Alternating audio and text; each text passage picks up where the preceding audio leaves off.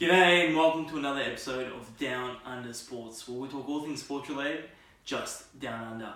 I'm your host, Christopher Spreezy, and I'm joined, as always, with Stelios. the one and only. Thanks for having me again, Chris. First of all, just like to say Merry Christmas. Oh, thank you. Happy name day to me. Did you have a good Christmas break? No, I did. A lot of food, as A lot you of can food. expect, being Greek. Gained a bit of weight there. Just a little bit. Might need to hit the gym a bit over the next few days to burn it off. I think we both do, mate. But yeah, so it's always Christmas Day, one of the biggest days in the NBA calendar. Boxing Day for us in Australia. Boxing Day for us in Australia, but obviously Christmas Day in the US. Yeah. But so, did it live up to expectations? Stelios, it didn't. There was no real standout games, and for me, all the games were average. There was no big performances, and it did not live up to the hype. All the MVP caliber or candidates didn't actually have that great of games. Giannis LeBron had a bad game. LeBron had a bad game. Kawhi had a decent game. But he's not being talked about in the MVP. No, he's not. In the top four candidates anyway. Houston lost, so even though Harden was efficient in the field, that doesn't really work towards his MVP candidacy. What a surprising result, though. Houston losing to the Warriors. It was. We'll start off with the... we'll start off with the standout. The best games, the best of all the games, the Lakers v Clippers game.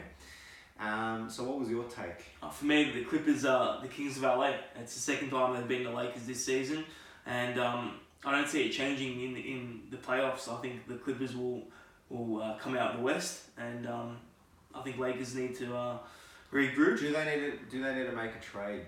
I think so. Coming up. I think so. They're lacking something. I don't know exactly what they're lacking, but they don't. Both times they've played the Clippers on opening night and on Christmas Day, things haven't gone well for him. LeBron didn't maybe have his best game on Christmas. Is it better for the Lakers that they're losing to the Clippers now, so that they know that they need to improve? If you know what I mean. If they've beaten the Clippers, let's say in the first game of the year, and then Christmas Day, they probably think they're flying. There's no need to really change anything up. Is it a blessing in disguise? So you're saying in the way that they can now act, and they can go to the market now, coming up to the trade deadline, and actually try and get another piece to try and add. So basically you're saying it's better that happens early in the season. Probably better to exactly. Definitely, I definitely agree with you there, Stelios. Yeah, sure. They need to find out what's wrong in the team. But they're beating the other teams quite comfortably. Having said that, they were 26-4, and they've lost 4 in a row. 24-4 leading up to the Milwaukee game, and they've lost 4 games in a row now. So about that Milwaukee game, they got smashed by the Bucks, didn't they? They did. Prior to Christmas. Yes. We'll talk about that for a bit. You watched the game. What was your conception of that? Well, Giannis crowned himself. He gave himself the crown of the MVP. From LeBron. I know we're meant to be talking about the Christmas games here, but it's just a bit of a lead up to the Clippers game. Yeah. So go on. So I think it was the battle of Giannis versus LeBron and AD, and Giannis got the chocolates in that game. He got his record, his most ever 3-pointers in the match. He hit 5 3-pointers in that game. It's dangerous if he starts hitting the threes. And he was always pulling up like Durant, getting to the edge of the three and then just going bang. He did that a few times. But it was a statement game from Giannis. How much did they lose by, the Lakers? They came at down one by stage they were down by in the 20s. I think it was like mid-20s, and then they came back. And I think Milwaukee ended up winning by 7 points. Okay. But, So they did make a charge late at the end, because I think Giannis also got in some foul trouble in the third quarter, so he sat, which allowed the Lakers to come back into it. But the takeout of that game was that Milwaukee actually seems like a legitimate contender, because they've beaten the Clippers twice. They've beaten the Lakers, and I think they beat Houston, the other big team from the West. They just keep losing to all the big teams from the East. So they've lost to the Celtics. They've lost to Miami and Philadelphia now. We'll get into the Bucks a bit later. Let's talk a bit more about the Lakers and the Clippers. So was that game prior to the Christmas game? Was it the game before? So they played the Bucks and they played the Clippers. Yeah. So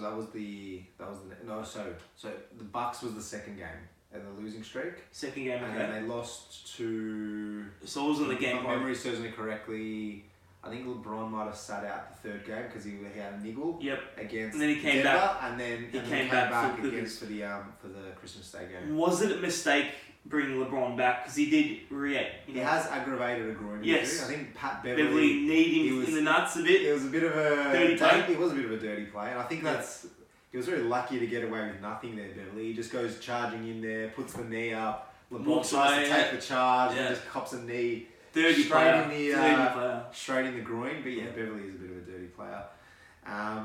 So they've put themselves right where they want to be. They're first in the West currently. Yeah. Look, you need LeBron fit and healthy come the end of the year. You don't want to be risking him for games where he's like, if he's like 80% right, 90% right, just get him 100%. No need to put him in a situation where he might get injured for no need. Is it time to rest him?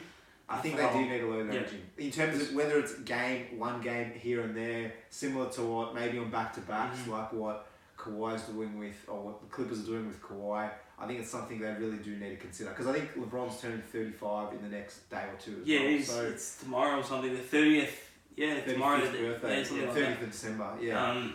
But yeah, no, I definitely think they need to consider letting him miss a few games here and there. Because I know it goes against what LeBron's been doing historically. But I think definitely they need to consider that. And one more thing. So going back to the Clippers v Lakers in terms of who's the best team. The Clippers again, so they were 15 points down during the third quarter, I believe. They weren't getting much out of Williams. They weren't getting much out of Paul George. And again, it was Kawhi. The shining light again. He's proven himself again to be one of the most clutch players, if not the best player in the NBA. It's very hard to argue against him because in those clutch moments in the big games, he always rises to the occasion. Yeah, he does. He's a big game player, isn't he? He's a big game player. So talking about finals, playoffs, he hits a big shot when it matters. And we're talking about load management. Clippers just keep doing what you're doing as long as you keep Kawhi fresh come the end of the year. Well, the thing, the end game for the Lakers is getting LeBron fit and primed, ready to go for the playoff push. I think you're right. I think he needs to rest a few games. So he's fit and healthy for the postseason and the finals if they make it. We'll see. Time will tell for that. Stelios, let's talk about the next game. Bucks and Philly. Philly. So we had a bit of a lead up. We talked about how good Giannis' game was against the Lakers. He crowned himself the new king of the NBA. And then he's got a bit of a reality check. He got brought back to earth against Philly. So he had a bit of a niggle. In the lead up to in the warm ups, he had a bit of discomfort with his back. Again, I'm not saying he was injured or that affected his performance, but he did have a bit of a niggle coming into the game, but still, he put himself out there. So let me ask you this: did Giannis have a bad game, or did Philly work out how to stop him? I think it was a mixture of both. I think it was a mixture of both, in the sense that Giannis did have probably one of the worst games I've ever seen him play. It sounds like he was missing easy tap in, rebound, easy. Usually he'll put them in, dunk it in. I think he was 0 of 7 from the 3-point line, so he could hit anything. And the game prior, from the perimeter, 5 threes. 5 of 8 against the Lakers. And I think Philly just rose. They had their best game of the year by far. They had a franchise record 21 3-pointers, and they're considered a team who isn't really a 3-point shooting team. And everyone was hot. So Richardson was just draining from everywhere. Korkmaz was coming off the bench, draining threes from everywhere. Harris and Embiid was knocking down threes. Here's the thing for me. For me, Philadelphia pose the biggest threat for Milwaukee for the East. When you look at it, they've got a similar sort of... They've got those big talls. They've got the big Tobias Harris, Embiid, Simmons is 6'10". Who else? Horford. And when you look at... They stacked down low. And when you look at what beat Milwaukee last year, it was the tall timber of Toronto. They had Gasol, they had Ibaka, they had Kawhi, they had Siakam, all those guys who could just clog the paint so that Giannis couldn't drive. And Philly looks like they do have a similar setup in a way. They've got Embiid, they've got Horford, Harris can sort of do a bit of a role there as well, and Simmons has length as well. They've got a similar setup in that sense. I do think that it was a bit of a one-off game though. I don't know if Philly's going to be able to play that well. They have that potential to though. They do have the potential. If they play well, they can be very dangerous. They rose to the occasion. That's the best game by far they've played all year. And if they can continue to do that come playoff time against Milwaukee, then they're every chance to beat them. But I don't think that's going to be the case come the playoffs. For me, we'll see. A dark thing about Milwaukee, which I don't really like too much, is their front line. They rely on Brook and Robin Lopez. They're not the same caliber as Embiid and Harris and who else? Horford, yeah. They're not. Is that something that's going to come back and haunt Defensively, Brook is he's proven to be one of the best in the paint, one of the best defenders in the paint, blocking shots. When it comes to his 3-point shooting this year, he's been off. I think he's less than 30% this year from 3, which is a bit of a worry. And you got Robin as well. You can't really rely on Robin to definitely. But it's not the same caliber as other teams. It's not. Their front line is their Achilles heel. Do you see them making a trade? Could they go and get a Kevin Love? They need help in the front line. That would be very interesting. They need help in the front line. They do. I do agree with you there. Although Ersin Ilyasova can sort of fill a role as well, coming off the bench. Again, it's not the same class as other teams. I agree with you there. I do agree with you there. Yeah. But I think in terms of my takeout from the game was, Philly had an unbelievable game. If they can replicate that into the playoffs, then they're going to be a threat. Franchise record for 3-pointers. In terms of Giannis, I think it was just a off night. It was just an off night. You have those. You do. Over 82 game season, you're going to have your off nights throughout the year. He's just happened to be on Christmas Day, unfortunately. He'll come back. Definitely. Bigger, better, stronger. And I'm looking forward to the next matchup between Milwaukee and Philly. Definitely, it's going to be a big one, that one. Let's talk about the Golden State Warriors versus the Houston Rockets. So the Rockets just... What's happened with them? What's happened? Well, if you have a look, I think during this game, Harden was actually efficient. So you can't actually look at Harden and say that he jacked up 23s and only hit like 3 or 4 of them. He was actually very solid. But he's not the problem. He's not the problem. Westbrook in this game, the thing is, I think they were doubling Harden, letting Westbrook have open shots, and then he was just missing. Yeah, pretty much. And it seems like that's a bit of the tactics to go when you play the Rockets. You sort of double on Harden, let him dish to Westbrook, and let him create something. Yeah, let him shoot. Or look, it's not going to end well for the Rockets. Do you think that the Rockets might trade Westbrook? I know that is a. He's only just coming. They've only had 30 games together. Do you think they're going to make a trade in the mid-season? It's not out of the question. If I rang you up, I'm Daryl Morey, I called you up, I go, look, I have a trade for you. I trade you Westbrook, and you give me Blake Griffin. Would you do it? I think Griffin's slowly going towards... I think he's probably... On the decline? He's on the decline, but he's a big. Houston need a big. All their points come from the perimeter. Yeah. No, you got a point. They do need some more help to Capella, because Capella said he's more just a alley-oop and then he'll dunk it. Yeah, you do, yeah. Tip-ins and all that. Griffin would give you a different look. He would. But I'm saying, though, like, you can already tell the Harden... I don't think it's going to work. It's not working. It's not working. I don't think it's going to work. So like you said, trade him. Who would you trade him for? Who can help Houston win a championship? Because their window's not open for that much longer. I mean, Harden's not getting any younger. He's in his prime. They've wasted a lot of 3-4 good years of his prime. We did say, though, that the whole... Westbrook isn't getting the best out of himself at Houston because he's not the primary ball handler. He needs the ball in his hand. He needs a high usage. Yeah, so does Harden though. And so does Harden, exactly. That's the thing. It's not working out well. That's why going into the season, we were saying it'd be interesting to see how they'd work together. Yeah. Even though they were best friends growing up and all that, it doesn't matter when you go out when you're on the court. You want to be the man. It's hard. They're both MVPs as well. It's hard for Westbrook to sort of sit back. That's the thing. And not play his game where he's not touching the ball. He can't dish. He can't drive as much. Westbrook is not a pass first point guard. Chris Paul was. Yeah. And that didn't work out. It didn't work out. Westbrook's an MVP. He's a Hall of Famer. Yeah. First ballot Hall of Fame.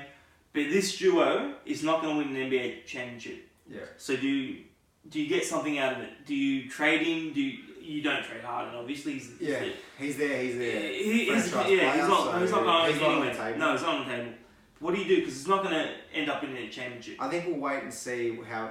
I think there is a chance that if they give a good enough, if someone offers up a good enough deal for Westbrook, they will consider it. But who? Yeah, I agree with you. In terms of, I don't know what that trade is yet. I think there's a bit of time. We'll see how it plays out. But if there's a trade offer on the table where they realistically think that it's a win-win potential, I reckon they potentially might go for it.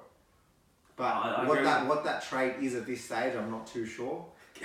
Can you see Westbrook in Miami? Maybe, I don't know. Bam's playing well, and they got the other guys stepping up. That would be an interesting. But do you want to break up Miami's chemistry because they're playing well? I still do think that come playoffs they're going to need an extra. But is Westbrook really that guy that's going to take you to a chip? No, it's not. Or is he just going to keep you competitive during the regular season? That's the thing. What kind of caliber player is Russell Westbrook? He's an All-Star MVP, but he's not going to single-handedly... No, he's not. He's not. Has that just answered the question? Should they trade him? They should.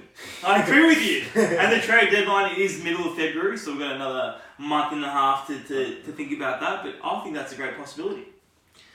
We shall see. Let's go to... Watch this space. Watch this space indeed. Let's go to Denver versus the Pelicans. And this was an unexpected result. So the Pelicans got up in the end away in Denver. So they bottom the West, aren't they, too? So, going from Golden State, who just beat Rockets, Golden State's the bottom, They're bottom, but they're on a bit of a resurgence. They've won 4 in a row? Three in a row. Their third win in a row was against the Rockets. The playoff push has started. It's a long way to the top. Yeah. We'll see what happens there. They're still currently bottom in the West, but they're resurgent. In terms of Pelicans, they've won their second game in a row. Ingram again had a huge game. Dropped 30, I think, against Denver. How about your boy, which you love, Lonzo Ball? I don't really. I'm never talking about Lonzo Ball. Ingram, I like. Yeah, you do like Ingram. I'm just giving you some banter. I think that is he a bust? He's a bust. He's for a number 2 pick. He's definitely a bust. Traded out by the Lakers, we thought that this might be a good opportunity for him. Fresh start. Let me ask you this. Did the Lakers trade the wrong guy? Kuzma's not doing anything. They wanted Kuzma because they thought he was the one with the most potential. Ingram's putting up huge numbers. I think Ingram has one of the biggest upsides in the game. He's 22 years old and he plays like Kevin Durant. And I say that he can pull up from anywhere. He's got a smooth stroke. Yeah. I realistically think that he can be one of the emerging, he can be one of the guns. He has a chance for most of the group play, doesn't he? Well, he's right in that conversation. Yeah, he does.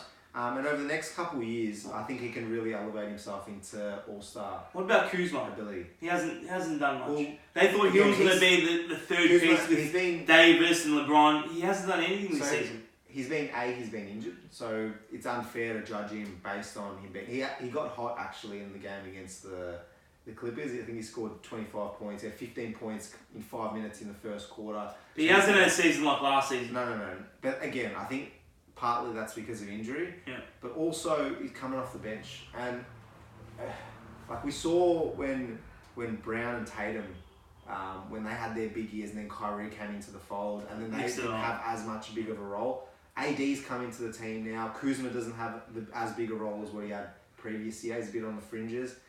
It's hard to readjust. It's hard. And I think that because Ingram is their go-to player currently with Zion still out, that helps Ingram because he is the guy. Everything goes through him, and it's enabled him to elevate his game. Yeah, I agree. I completely agree with you. And for Kuzma, he's on the opposite end. He's a bit on the fringes. He just gets us a shot here and there. But they thought he was going to be the third piece to go. That might take his game backwards a little bit. It has. And I do think that Ingram is definitely. I think he's probably got more upside. Definitely. Yeah. My opinion about the Pelicans is Zion's not going to play this season. They're going to shut him down.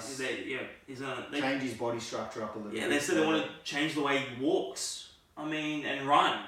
That's two fundamental things, walking and running. So it's going to take a bit of time for that to kick in. So it's like a trend with the recent number 1 picks. We got Ben Simmons missing the whole year. We had Blake Griffin missing the whole year. We had Embiid, even though he wasn't the number 1 pick. He was the 3rd pick, I think. Yeah. So Zion, they had such high expectations and you could see why. Playoff push. Yeah, you could. You could see why. And him, I personally think he's going to miss the whole year. It has not been confirmed. It's just my opinion. What do you think of Zion? What do you think is next with him? I think again, like if they really want to fundamentally change the way he walks, runs, it's going to take time. That's going to take time, and that needs time to be implemented as well. So if that is the case, maybe trim down his body a little bit as well, so there's not as much force going through those joints. If it's a case of you let him miss the first season so that he can get his body right for the next year, and long term wise it'll help him, then let him miss this year. So you rather miss 1 year as opposed to the next 15, 16 years? Or have an injury interrupted career, which is what we don't want to see for a player with Zion's potential. So yeah, I mean, I remember pre-season, he was just monster jams, putting up 26 points, 27 points, 30 points. In the pre-season with on the back of Zion just dominating. Such high hopes for the season. And he is a franchise player who can elevate any team to anything really. So unfortunately, that hasn't quite happened this season, but I'm sure he'll be back stronger. Yeah. Whenever he returns, hopefully it's soon. We wish him the best at D.U.S. Sports. Hopefully he can come back soon, Zion. Let's talk about the last game of the day, which was actually the first game of the day. So Boston in Toronto. So Toronto are missing a lot of key players. So they've got Gasol out, Siakam's out, and a few of their role players as well. Boston are a good team. Boston are a very good team. And they got a lot of team chemistry. That chemistry from a couple of years ago it's seems back. like it's back. It's back. So Kyrie, toxic. And even you've seen with Brooklyn, while he's been out, Brooklyn's had resurgence as well. The thing with Boston is if they add another, so you got Brown who's playing best in his career, Tatum's playing the best of his career. He's stepping up. Kemba's facilitating he had all that. He had a sophomore slump, but he's back. Tatum. Kemba's playing well. Hayward's coming back from injury again. Yeah. If they're to add Kevin Love or a piece like that, they're every chance to get through. Well, here's the thing: Love's getting traded. Yeah. Where to? Bucks possibly, Boston possibly. If Kevin Love gets traded to the Celtics, Kevin Love has a big contract as well, so whether those teams are able to find room for him in the cap, that's another question. They'll have to trade something, or so if they were able to trade cap, if they were able to keep those four players, so your Brown, Tatum, Kemba and Hayward, and add Love. Although I don't think you'd be able to add Love without having to trade maybe Marcus Smart or something. Or someone who Smart adds tremendous value as well. Then so if they were able to add Love to that mix, I think they're a huge contender in the East. Yeah, they really are now. For sure. And adding Love, agreed. Which just boosts the chances of coming out of the East. It'll be interesting to see, but Boston just keep pushing that. They're on a huge roll, and the momentum just keeps on riding, doesn't it? Yeah. Like you said, I think that Boston's every chance. I think they have every chance to get to the finals. In the East. Finals in the East. Finals in the East.